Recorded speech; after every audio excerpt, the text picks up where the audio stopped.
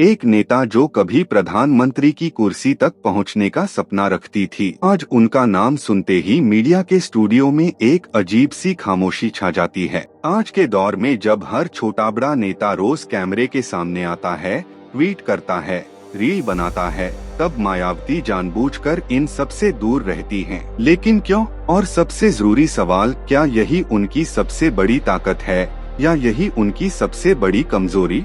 आज इस वीडियो को अंत तक देखिए और कमेंट में बताइए कि आपके हिसाब से मायावती की यह चुप्पी चालाकी है या गलती। मायावती कौन है? याद करते हैं। 1995 उत्तर प्रदेश की राजनीति में एक भूचाल आया। एक दलित महिला जो कभी एक स्कूल टीचर बनना चाहती थी, वो उत्तर प्रदेश की मुख्यमंत्री बन गयी। कांशीराम जी ने जो बीज बोया था, मायावती ने उसे एक विशाल राजनीतिक पेड़ बना दिया। 4 बार मुख्यमंत्री, दलितों की आवाज, बहुजन समाज पार्टी की सर्वेसर्वा। जब मायावती बोलती थीं, लाखों लोग सुनते थे। जब मायावती चलती थीं, जमीन हिलती थी। लेकिन फिर कुछ बदला। मीडिया से दूरी कब शुरू हुई?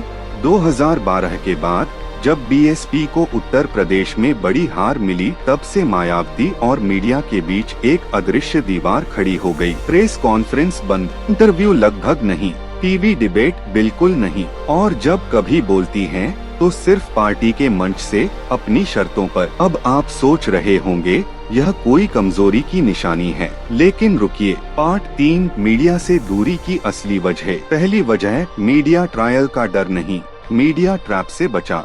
आज का मीडिया सिर्फ खबर नहीं देता, वो नैरेटिव बनाता है।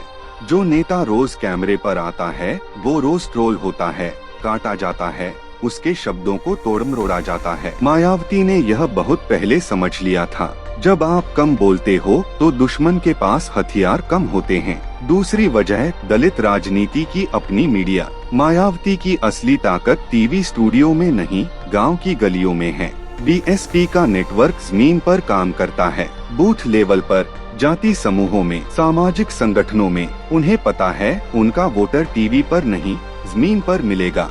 तीसरी वजह, कॉरपोरेट मीडिया पर अविश्वास। मायावती खुलकर कह चुकी हैं, मीडिया का एक बड़ा हिस्सा दलित विरोधी मानसिकता से ग्रस्त है। और यह बात सिर्फ उनकी नहीं, कई मीडिया अध्ययन भी यह बताते हैं कि दलित मुद्दों को मुख्यधारा मीडिया में वो जगह नहीं मिलती जो मिलनी चाहिए। तो जब मीडिया आपका नहीं, तो आप उसे अपना क्यों दें?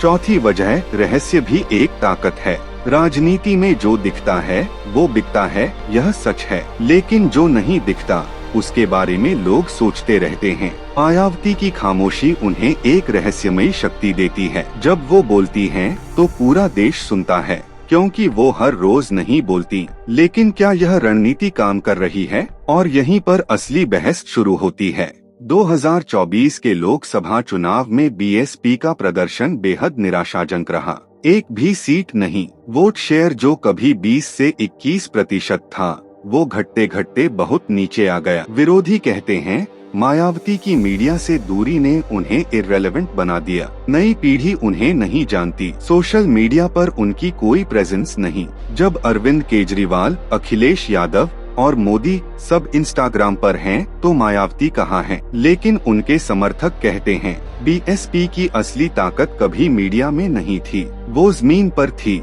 और जमीन की राजनीति अचानक नहीं मरती, इतिहास गवाह है। याद कीजिए, कांशीराम साहब भी मीडिया के आदमी नहीं थे। उन्होंने साइकिल पर घूमकर आंदोलन खड़ा किया था और मायावती ने उसी विरासत को आगे बढ़ाया। लेकिन समय बदल गया है। आज की राजनीति में परसेप्शन ही रियलिटी है और परसेप्शन बनाती है मीडिया। असली सवाल तो दोस्तों, असली सवाल यह है, क्या मायावती की यह खामोशी एक सुलझी हुई रणनीति है जो उन्हें मीडिया के जाल से बचाती है, या यह एक ऐसी गलती है जो धीरे धीरे उनकी राजनीतिक विरासत को मिटा रही है?